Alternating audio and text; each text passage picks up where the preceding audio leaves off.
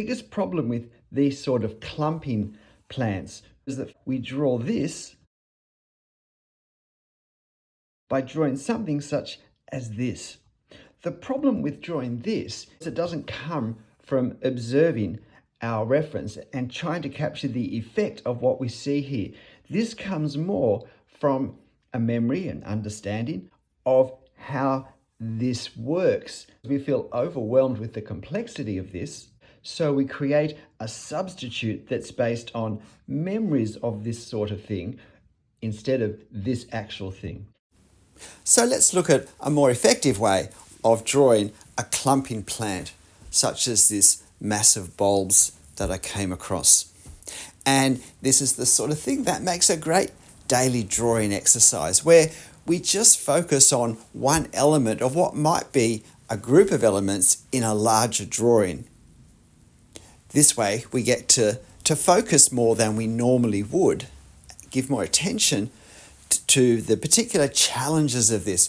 But that means that next time we need to draw something such as this in one of our scenes, we don't have to go through the same level of analysis and working out what to do.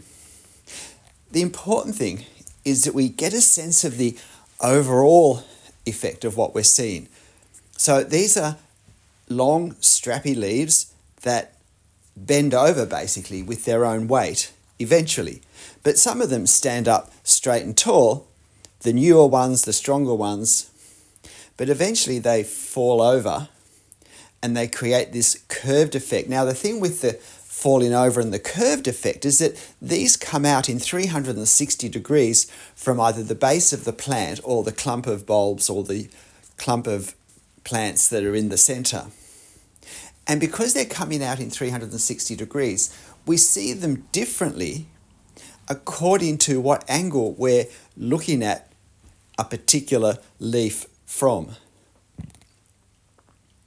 And this is what we have to make sure we cover in our drawing, that we create a sense of these long bending leaves basically in a circular shape. So the ones we look at straight on, we see these more as, if you like, a very long, skinny, wavy triangle. We don't actually see any bend in the leaf, particularly because that's hidden by what we're seeing of the leaf in front. But when we're more side on, we start to see the curvature. If we're not looking at much of a side on angle, then it's a fairly tight curve. But if we're looking more side on at these, we can get a very long, shallow curve that's as much horizontal as vertical. And we want to capture a little bit of all of these. Now, as is the case generally, it's most helpful or necessary to draw the closest things first, because we don't want any lines to be crossing over them, because that will ruin the illusion of reality. So I'm drawing the leaves that are closest. And I'm not worrying about the rest of the plant. I'll fit that in later. I'll work that in around this later. But basically I need to reserve the paper so that I don't put other lines where these closest lines are, because it's the closest leaves that will probably convey the strongest sense visually, immediately, of what we're looking at. And so we want them to be very clear. The other thing that's going to be really important with drawing this clump and with clumpy things in general is that a lot of the effect we're going to create is dependent on drawing the negative space. It's drawing the shadows between the leaves that we've highlighted to make them more obvious. And in making them more obvious, it's easier for us to see quickly and work out what we're looking at.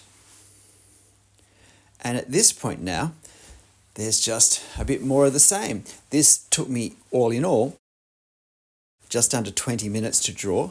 There's a fair bit of effort in this, but normally this sort of thing might have just taken me a few minutes as part of a larger scene, because I wouldn't have to draw it in such detail, because the focal point would be somewhere else.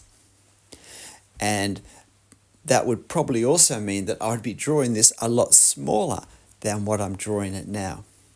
And therefore, it's simply my ability to put more detail in the smaller space will be a lot less, even if I used a finer pen. However, I'm using a 0.2 millimeter pen for this, and if you're finding this helpful, interesting, if you're finding this series helpful, then please hit the like button for me right now. And I would love to have a comment about how you're finding this series, and if you're noticing any improvement in your work, if you've been able to do it fairly consistently day to day, or at least regularly several times a week. I have had some encouraging comments from people who not just can they see improvement in their work by doing these daily or at least regular exercises, but their families are actually commenting how much their drawing is improving. So it really is worth trying to draw consistently. And I hope this series, by providing a demo, some thoughts, some teaching input, as well as a reference photo for you to use, lets you do that drawing more easily, more efficiently. You could possibly watch the video in the train on the way to work or at lunchtime and then come home and draw it. Or watch it the night before and then draw it yourself the next day. But you can see how I'm really just progressing more of the same. And while it looks fairly complex, I've only been drawing this for a few minutes. You're watching this in real time. You know, what's this, 5-6 minutes of drawing? So it looks complex, but it actually doesn't take as long as we think. But the other thing, of course, is that I'm not drawing this exactly. Even though this looks very detailed, I am nowhere near drawing all the detail. And the other thing is that I'm not particularly being fussed with drawing exactly what's there. I'm drawing something that's pretty similar to what's there. The time, though, where I do draw what's actually there is when there are elements that I think look interesting, that create balance with the light and dark, with the lines, with the line directions, and so forth. So I don't try and draw it all, but I try and capture what I think are the actually more interesting parts of the plant, visually, overall, because I certainly want to capture those. The other thing that's a real danger with this sort of thing, particularly when we can kind of slip into the zone and almost start to tune out and just go on autopilot, is that we end up doing too much, drawing too much. And by that I mean we fill in all the gaps and we end up with the whole surface of the plant looking the same. We lose the sense of randomness, which can be so important in drawing nature. It seems to be something in us that we want to, as we do a task, systematize everything and fill in all the gaps. So if we're not conscious of creating lines or form that's a bit out of balance, where we have larger gaps where nothing is drawn, or we have larger areas of darkness than other areas, it can end up starting to look a bit artificial and certainly visually, I think, less interesting. So with really just a few minutes, certainly way less than my 10 minutes, we've actually drawn something that does look quite complex. And if I was drawing this on a smaller scale, some of these leaves would just be a line or a couple of lines so close together that there was nothing between them.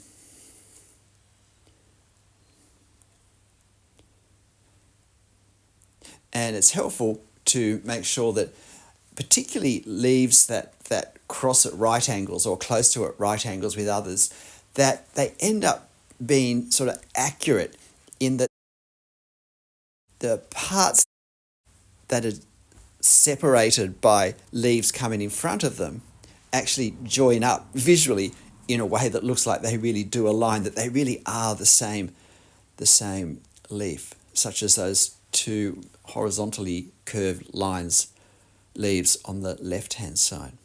So now we're getting close to the 10 minutes being up.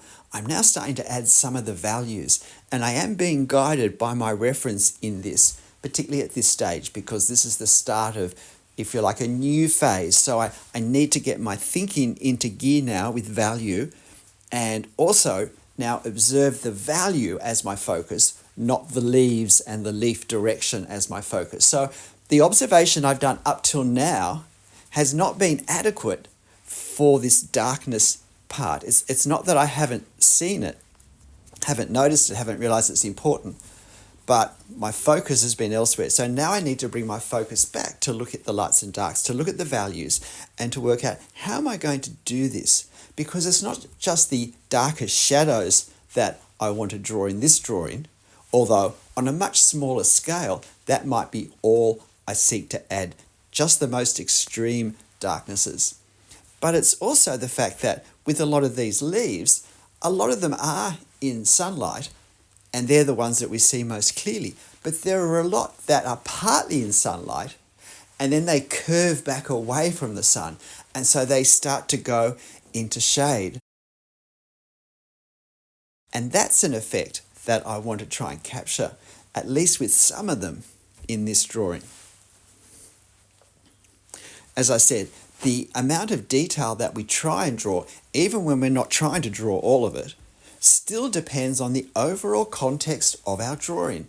There is no one size fits all, this is how you do it. It always, in the end, depends how we pull together all the various understandings and techniques we have about the drawing process and the possibilities that we have in a given subject or a given scene still always depends on the overall scene in this drawing, what we're trying to achieve, and how we create that effect.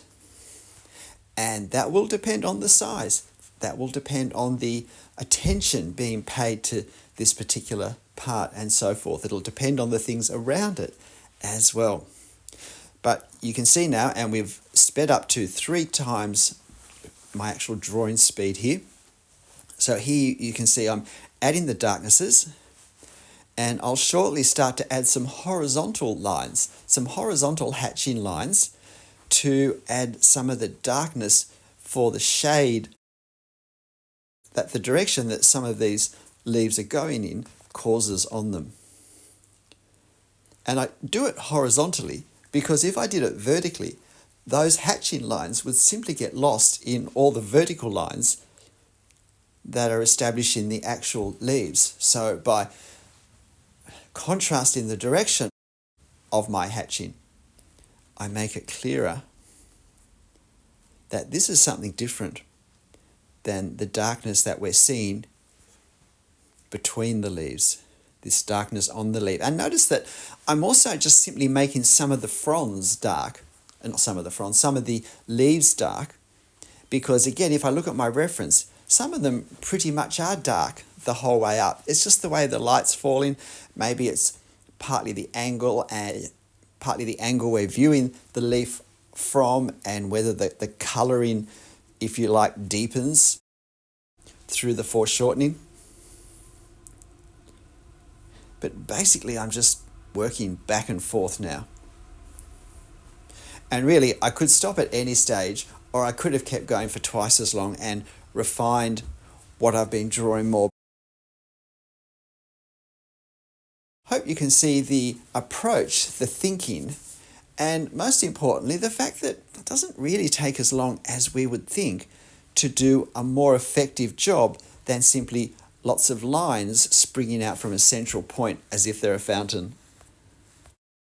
G'day, I'm Stephen Travers. I hope you found this interesting. This sort of plant is a great one to develop a better way of thinking, of processing, and of understanding our subject, and then developing a more effective technique for capturing how it looks. So why not give it a go? You'll find the photo on my channel community page. But whatever you draw, clumping or not, and however it ends up looking, make sure you have fun. I'll see you next video. Bye.